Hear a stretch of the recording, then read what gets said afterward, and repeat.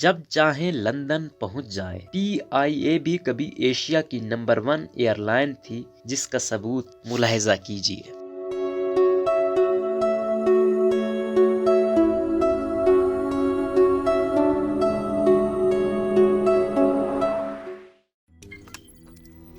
روزنامہ قدرت کی ویڈیو دیکھنے کے لیے ابھی یوٹیوب چینل پر سبسکرائب کریں اور بیل آئیکن پر بھی کلک کریں۔